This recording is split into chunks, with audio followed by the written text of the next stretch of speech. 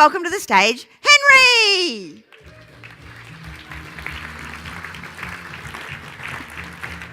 Come on up here. You don't look like a Christine at all. Definitely not Christine, but you are a Henry, so we're all good. So tell us a little bit about yourself. Joined the community in about 2016, towards the end of 2016, so about 2 years and a bit there now. You know, it's kind of a bit of an interesting story how I finally got to be here and never did I think I was going to be in this scenario. So I registered for a one-day event. Yeah.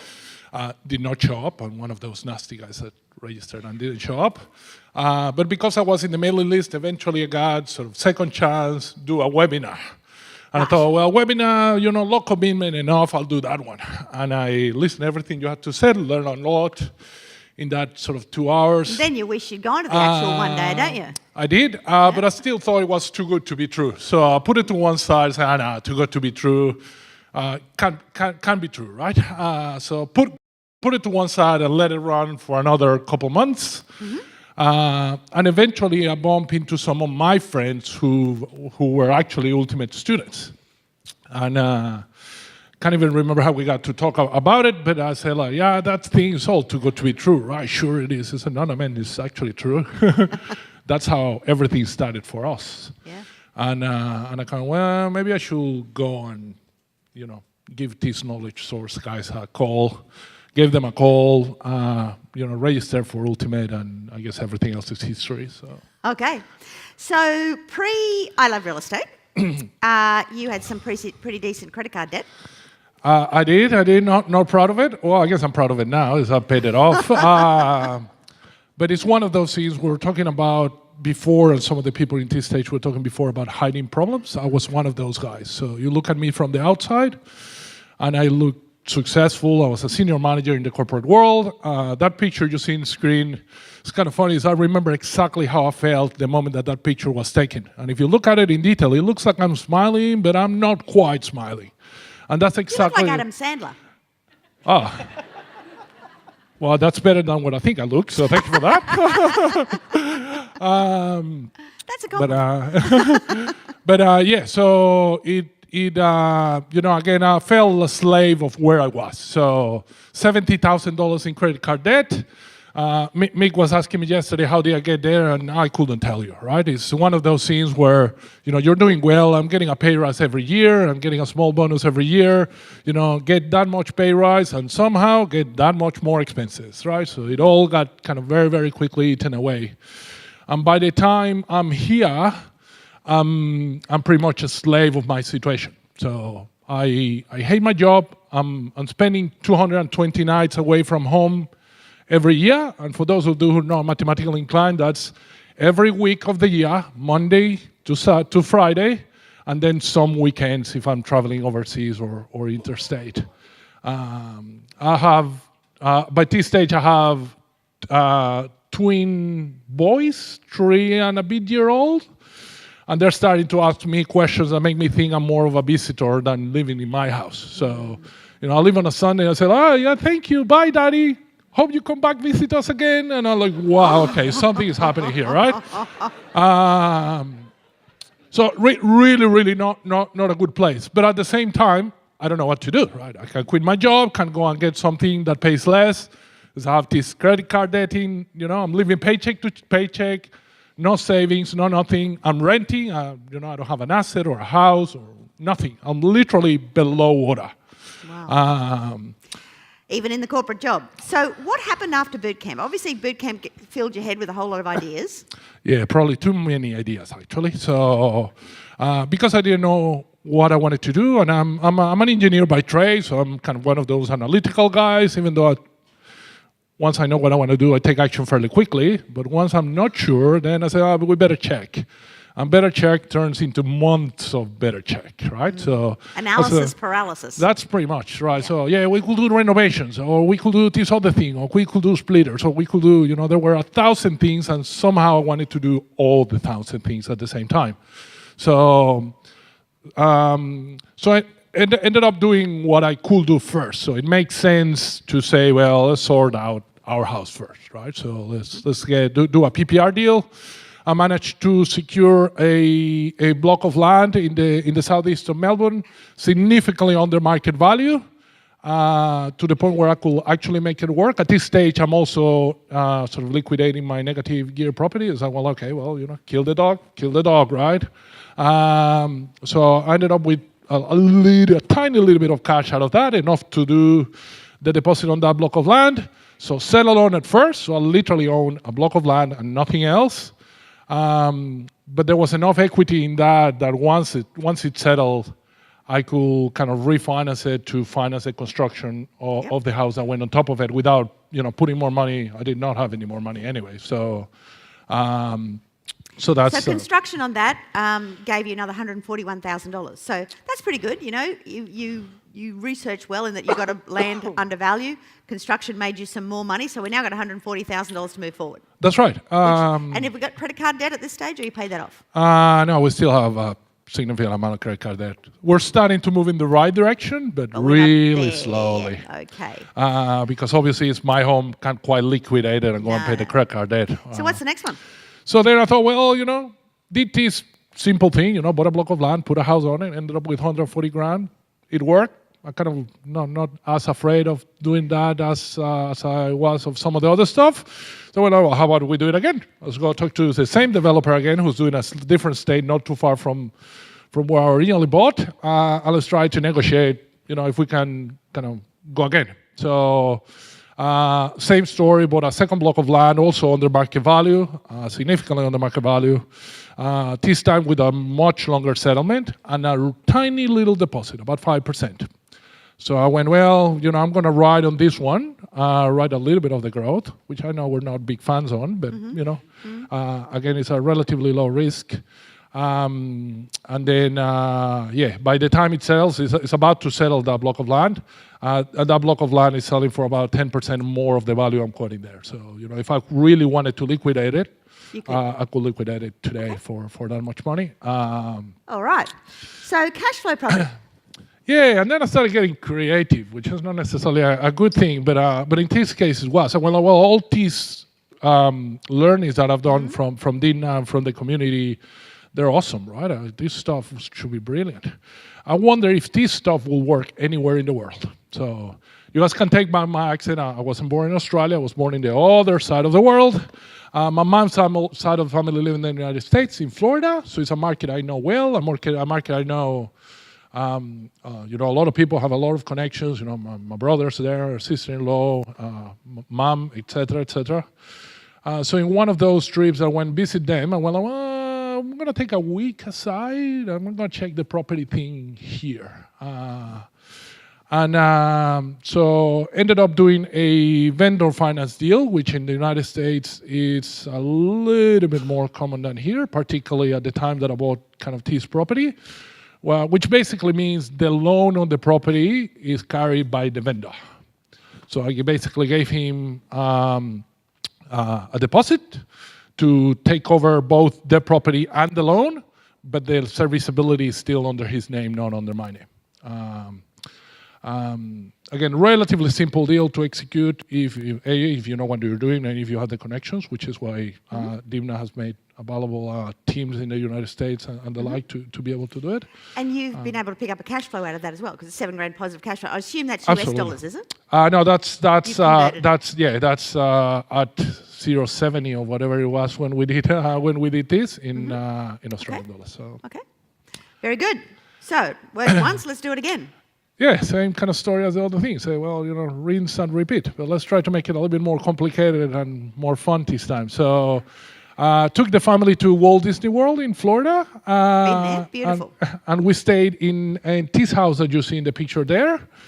And again, because we were there, my brother and my sister-in-law started to get interested in property and said, oh, you look like you're an entirely different person now. You're kind of turning the tide. So, and most of you will probably feel familiar with this. You can't stop talking about properties after you kind of clicks, right? So I said, oh yeah, sure, I'll tell you a story. This is what I'm doing, and this is what it is. And we talk about the other deal. said like, well, guess what? The house next door, the apartment next door, they're actually selling.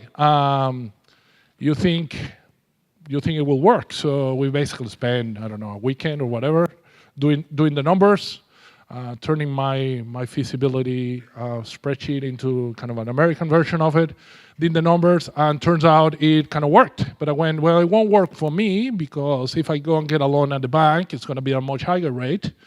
I said, well, how about we do it together? Like, we carry the loan. So now my brother's an American citizen, which means that he can get a loan that I only can dream of. So this house has a 30-year fixed interest, 2% loan on it. So that means the bank can't call you and say, we're raising your interest rate. It's like, it's locked in for 30 years at 2%. Unless you refinance, which obviously you will do if the interest move the other way, which I don't think they can get much lower than I think this. you're probably better off getting a second mortgage on that one rather than refinancing that one. Yeah, absolutely. I don't think this one will go anywhere until we pay it. And again, some marginal cash flow there, which is also helping us in the right direction. So now you're back in Australia. You're actually going to do some manufactured growth? Yeah, now I'm back and I'm thinking, well, this property stuff, I'm really, really enjoying it. And I see a path from where I am or where I was in my corporate job to a future in property long term. Yep. And I'm thinking, yeah, sure, passive cash flow is the end game of all of this, but not having any money to my name. And at this stage, I'm, a little bit of pockets here and there, but I'm still probably, I don't know, break even or close to zero. I need some chunk deals. So I wanted to do, some chunk deals, but I also wanted to learn something that will give me a kind of an active path into property long term. So I decided to become a builder. Right, so, as you do. And I was lucky enough to become a partner in a building company with my amazing business partner, who is also part of this community. He's here somewhere, I think, over there. And he basically told me everything I needed to know about building, and together we learned a lot about development. So I was at I guess just before this deal, I'm like, well, I'm ready. I can build. We build for clients, we build for other people. We've done it before. We've done it in some of his projects. I know enough about development to be able to put the deal together. I do my feasibility, the numbers stack up. I now need to walk into this real estate agent, give them the only 50 grand I have, and buy this deal, not knowing I can't settle on it. Like, I don't have money to settle. My serviceability is obviously pretty limited at this stage. But I'm pretty sure in the community there'll be a joint venture partner that, I think this deal kind of has enough legs. And probably by then I've had enough conversations with enough people that tell me, yeah, sure, there's either interest or listen, I can't do it. It's not the right time for me, but other people would. So I decided to take a gamble, negotiate some pretty aggressive terms on it. So 12-month settlement, 5% deposit, 3.5-week due diligence, a few other things around the property. So I decided to take the plunge, scared to death, probably more scared than I'm now, actually, to go and make the deal happen. And then from then on, everything started clicking into place. So like I said, one of the great things we have here is, there's 800 of you here. Most of my partners on all of these deals are here, actually, or have come out of here. Not only those that, kind of put money with me into deals, but also the ones that work with me into deals, or the ones that have helped me clarify these deals and shape them and move them forward. So you got some JV partners on this one, coming in at $350 profit? Yes, that's right. That's my share of that. That's your share of the profit. Okay, so that really kind of sets you up for another one then.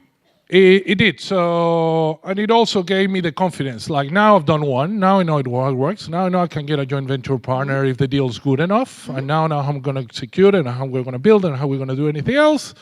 And in the interim, one of those sort of serendipitous thing, again, you can't stop talking about property to people, and particularly people who are interested in property. And I bump into this person and say, well, listen, you're a builder, and I have this guy in Singapore who really wants to build 2 townhouses. I'm like, yeah, sure. Well, let's have a conversation. Get with the phone and on the phone with the guy, and the guy said, like, yeah, I want to build 2 townhouses. So, well, do you have a permit, or you have plans, or where you're at? So no, I have the block of land with an old crappy house in it. So, well, there's a process you need to go through, and DAs or planning permits, as we call them in Victoria, and all this other stuff. I said, listen, I live in Singapore. I don't actually have time or money or, to be honest, interest to do any of this stuff. How about we kind of joint venture together? I own the block of land, free and clear, and I can fund the whole development, and then you just make it happen. And I went like, well, sure, we can do a deal like that. So obviously he picked up most of the profit on that one, but you pick up 190 grand, which is yeah, good. still not bad, considering that, again, I was in a position where I, couldn't necessarily do all deals on my own. And what sort of time frame on that last deal in Blackburn, from start to finish? So that deal will take from start to finish about 18 months. So that deal is just going to DA right now. But like I said, we preempted everything the council's going to ask us. So this is another one that you're in the middle of at the moment. Yes, I kind of went, well, there's 2 things I discovered by now, which is, well, development is kind of my thing. That's your cookie cutter. I like it, and I understand it, and I have what we need to execute it. But also it takes a long time, right? So like I said, 18 months. If on a good one, it might take 2 years if you have a delay that you didn't anticipate. So I now need to start thinking about what I'm going to do at the end of 2019, maybe the beginning of 2020. It's also a good time in the market to go and buy development sites. It's not it's not as crazy as it used to be. So people are a lot more reasonable, particularly around terms, which obviously for me, being kind of not necessarily equity rich, it's important.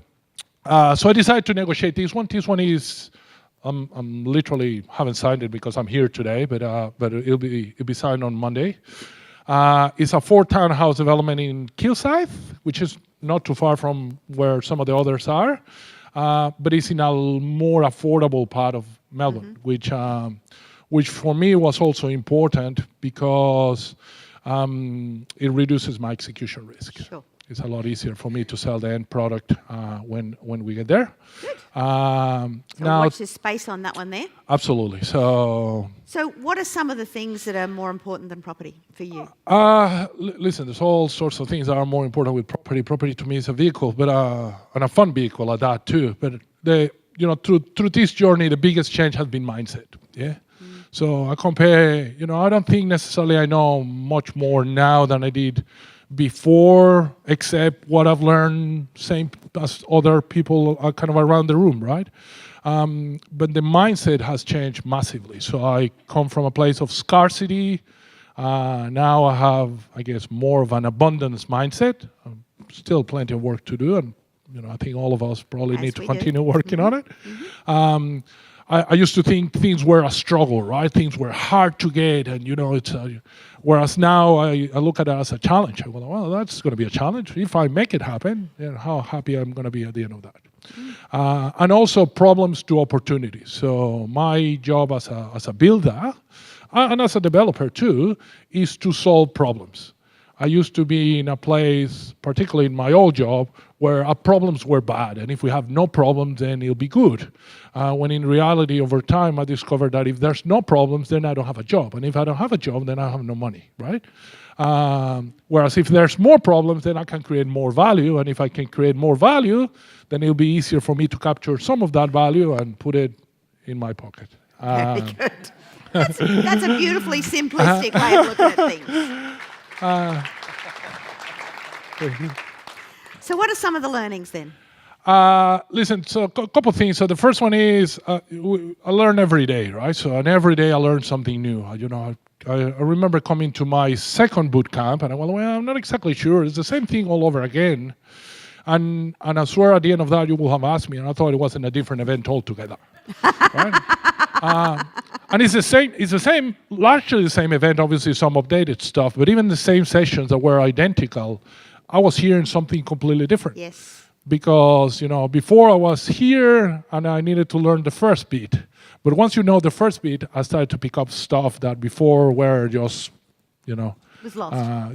they were just lost. And that's why Neil's been to 43 or whatever it is. Yeah. I was about to say maybe I need to do more of that. So the other thing that helped me along the way is to pick a focus strategy. So like I said, I started trying to do everything. And I very, very quickly realized that if I tried to do everything, I was going to do nothing. Yeah. Or I was going to it will continue to be my first deal all the time, my first renovation, and then my first, build, and then my first subdivision. Yeah. Whereas the path that I've taken, even though I haven't done, that many deals, I feel like, yeah, sure, I've done 3 of these already. So, I can take the learning from one deal into the other one very, very quickly. So you started from an equity position of minus 70. Yeah. Before I Love Real Estate with no cash flow. I fight negative cash flow because I was paying too much tax. So obviously that had to be solved the wrong way. So you had negative cash flow, obviously, to start with, to $13,500 positive, which is good. And from minus 20 equity to $350,000 equity. Yeah, that's right. But you have active deals in play over the next couple of years. It'll settle over around about 7 mil. Yeah, something like that. So it'll be 350 is what I have now. Like what I have, if someone liquidates me tomorrow, It'll be 350. That's what it will be. Yeah. And how long are we talking now? So 2 years since my first boot camp, and the reality, other than the PPR deal, which was much earlier on, is probably 18 months since I started becoming really active. So can I ask you how much you were earning in your corporate job? Yeah, about $170,000. Okay, on $170,000, you couldn't afford to pay off $70,000 credit card debt. That's correct. Yeah. Yet in 2 years, you've not only paid off the credit card debt, but you made $350,000. That's correct. And an ongoing cash flow of 13. That's correct. And that's got to say something for property, hey.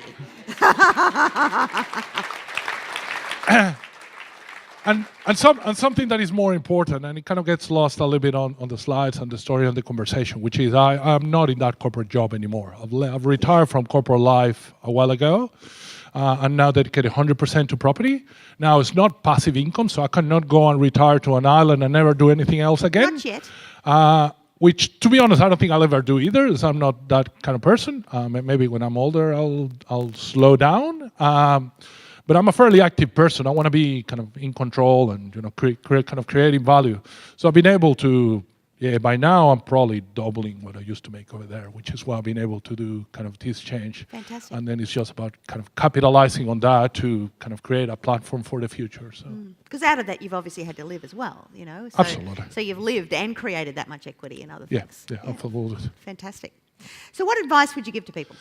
So a couple of things. So the first one is, your life can change. Anyone's life can change. You just need to take action, right? And it's very, very kind of scary when you're sitting at the beginning of it and you say, well, I could do this, I could do that, I could do that. The I could do don't work, right? You need to kind of pick something and do it. And for each of us, it's a different thing. It's not obviously all the same. But you don't necessarily need to have all the path laid out. Part of my challenge to start was that I couldn't see, one of these developments or one of these projects from the very, very beginning to the very, very end with every single step controlled. And that gave me this insecurity, and it just, I got to the point where I learned to accept that, in property, things happen. They do. So if I have, enough kind of contingencies and options and different paths to go to the end of a deal, and I have clarity over the first few steps, well, let's do the first few steps. I don't need to figure out what's going to happen a year from now in detail, provided I have enough options and enough of a leeway. And the other one is taking advantage of the people in the room. Like, I wouldn't be sitting here. Well, I never thought I was going to be sitting here to start this, but I definitely wouldn't be standing here if it wasn't for the people in the room. the ones that actively work with me, the ones that, my JV partners and my business partners and everyone else, but also the people that, maybe told me a little bit of their story, and I picked something up, that's a good idea. I'm going to go and do some of that. Or that's similar to this other problem I have in this other thing over here. Or simply people who gave me encouragement and said, oh man, that's good, keep going, just sometimes just someone to listen, right? I talk too much, as you can tell. So it's, I think outside of my head, and sometimes I just need a bit, a body in front of me that helps me through that thinking. So, and no one like the people around the room. We all understand what we're going through. We all understand the strategies and the processes and everything else. It's a lot easier if you leverage what we have here. I think that's actually worth more than the knowledge and more than the parties and more than everything else. So. Yeah. Very good. Well, you're a great inspiration to everybody. Let's give Henry a big round of applause. Thank you very much.